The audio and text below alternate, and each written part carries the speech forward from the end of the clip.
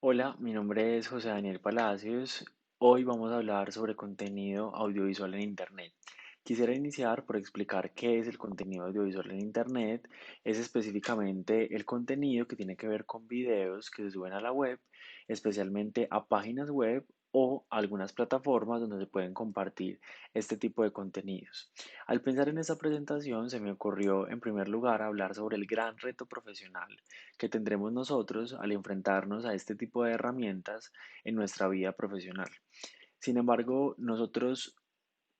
no recibimos una formación específica y especializada en la creación de contenidos audiovisuales, sino generamos un acercamiento a la creación de este tipo de contenidos y yo creo que se convertirán en algunos de los contenidos más importantes de nuestra vida como profesionales en el área de la comunicación social y periodismo. Y quisiera empezar explicando por qué.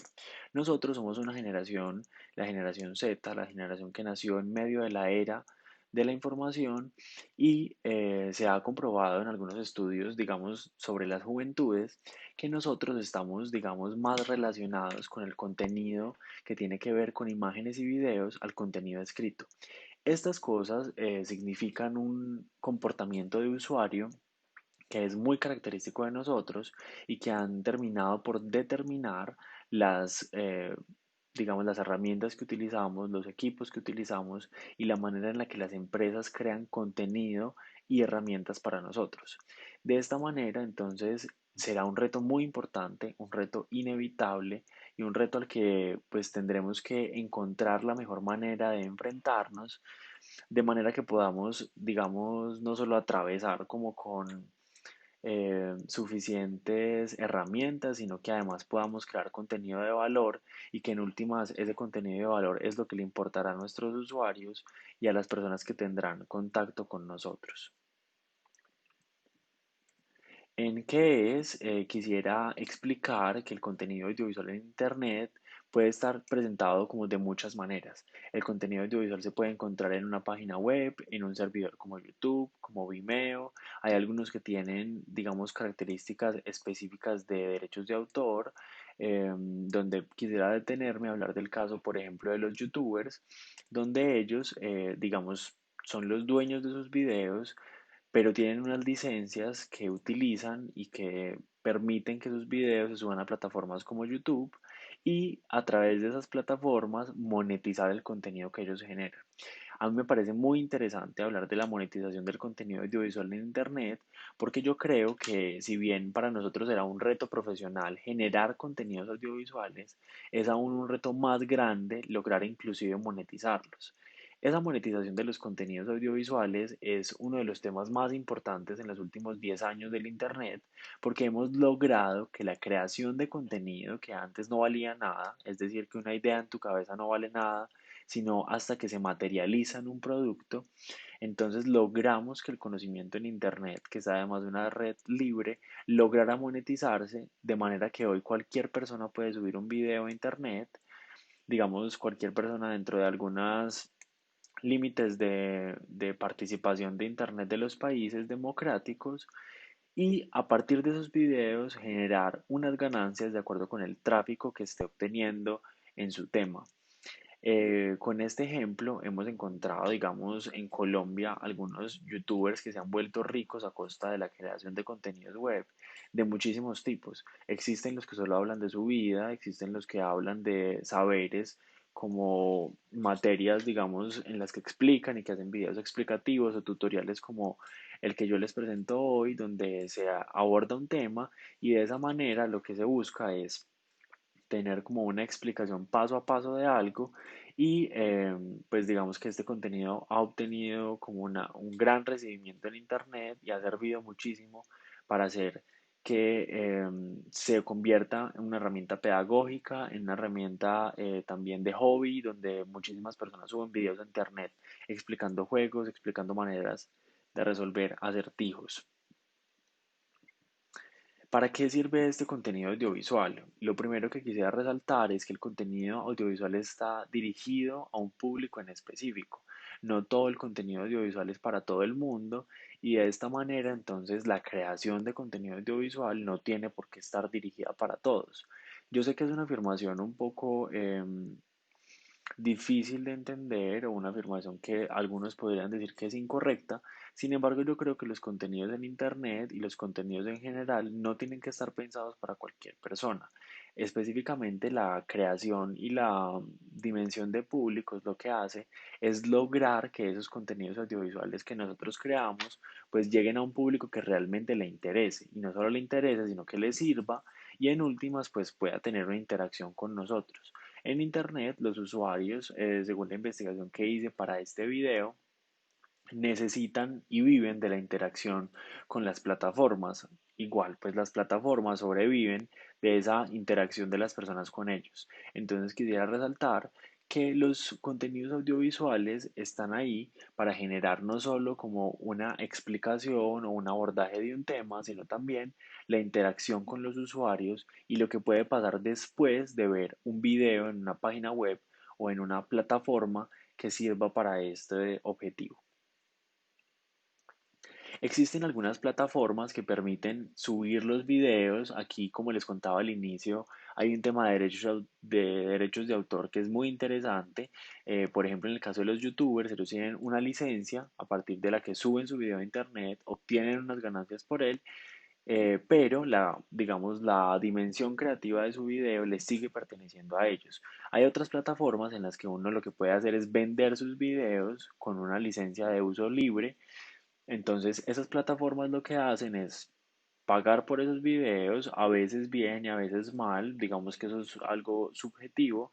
y uno entrega su contenido audiovisual para siempre, lo que quiere decir que una vez entregado no lo puedes recuperar y no puedes reclamar, digamos, dinero por la utilización de este tipo de videos. Eso tiene dos cosas, pues la primera es que un video que uno hizo y vendió pues muy barato o por un precio mucho menor, se convierta en un video viral o sea utilizado por una gran campaña o por una gran empresa y genere mucho más dinero del que a uno le pagaron, ese es un riesgo.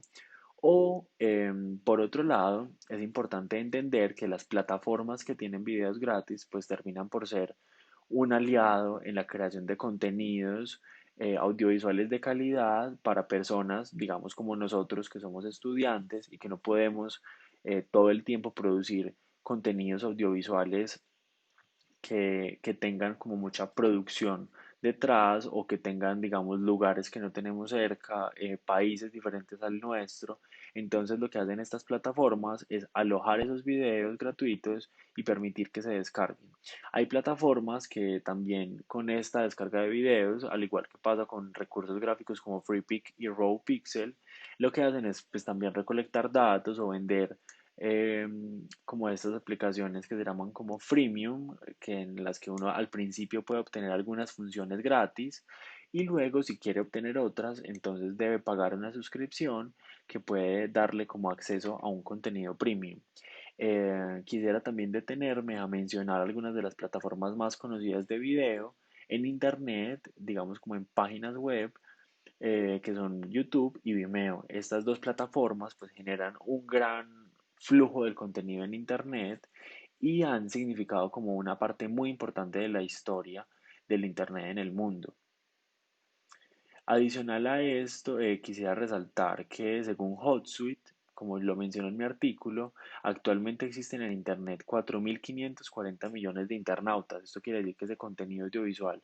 tiene la posibilidad de llegar a esa cantidad de personas y estas plataformas cada vez se formulan nuevamente para tener como la capacidad instalada de tener estos videos. Hay plataformas como Netflix en las que es súper interesante la manera en la que ellos alojan sus videos, primero por seguridad, utilizando los servidores de Amazon, pero también para generar como una experiencia de usuario en la que yo le pido, digamos, al servidor de Netflix un contenido, el servidor de Netflix se lo pide al servidor donde lo tiene alojado en la nube con Amazon, y la nube de Amazon lo que hace es devolvérselo a Netflix y Netflix me lo devuelve a mí en forma de la película que quiero ver un viernes por la noche. Entonces los contenidos audiovisuales van desde un youtuber como Paisa Vlogs hasta un contenido de Netflix o de, digamos, contenidos cifrados. Las desventajas de este contenido audiovisual en Internet pues tienen que ver especialmente, como lo hablo en mi artículo, con el peso de las páginas web. Por ejemplo, durante esta pandemia me gustaría resaltar que Netflix se vio forzado a reducir la calidad de sus videos para hacer que el ancho de banda no se cayera en el mundo. Ese era un peligro al que se enfrentaba, digamos, como la sociedad, de quedarse sin internet por la gran congestión que tiene, eh, como en este momento, el uso de la red. Eso lo explicaban en un momento, digamos, en las noticias. Yo me acuerdo que lo explicaban como una carretera en la que pues llegabas a un momento donde tenías tantos carros que ninguno se movía y que así exactamente funciona el Internet. Adicional a esto, hablaremos ahora entonces de el abordaje que yo hice en mi artículo. Este abordaje es un abordaje muy particular, es un abordaje diferente y precisamente pues quería obtener un contenido que hablara de manera como más fresca sobre algo que fuera difícil de creer. Yo propuse un artículo que fuera un clickbait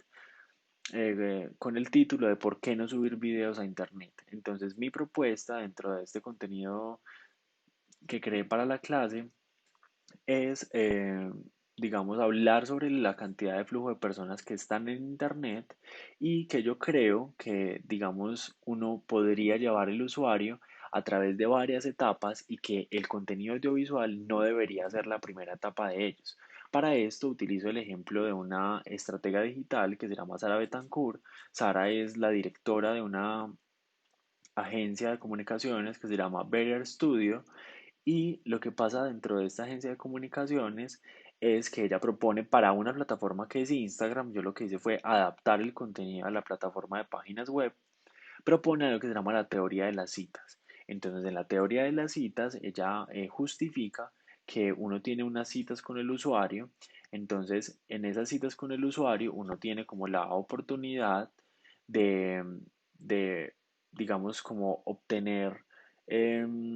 unos beneficios o no y de hacer que el usuario se quede en el contenido que uno le está proponiendo o no, ¿cierto? Entonces, en la primera cita es donde uno deslumbra a ese usuario, donde uno le muestra lo lindo de su página web. Entonces, aquí podríamos hablar del home, que es la primera información que encuentra el usuario, que en la mayoría de las páginas tiene que ver con fotos, tiene que ver con una frase, tiene que ver con la muestra de sus productos en las marcas en las que el producto es muy importante o con alguna apuesta de marca. Entonces, en esa primera cita lo que se hace es, digamos, como mostrar lo mejor que uno tiene en contenido de la página web. Entonces, lo que yo propongo es que ese contenido sea el homepage.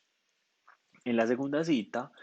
uno empieza a interactuar con ese usuario. Es importante aquí entender que el contenido audiovisual, digamos, no es lo mismo que entrar simplemente a una página web o una red social donde está llena de botones, sino que el contenido audiovisual te exige verlo y terminar de verlo o dejarlo a medias o abandonarlo. Entonces, digamos que es diferente a otro tipo de contenidos. En esta segunda cita, entonces empieza a interactuar con el usuario y, por ejemplo, uno lo lleva a una zona de su página web donde ellos puedan ahondar en el contenido que les interesa. Digamos, si yo tengo una página web de camisetas, entonces si yo le quiero contar a las personas de qué están hechas mis camisetas, yo podría generar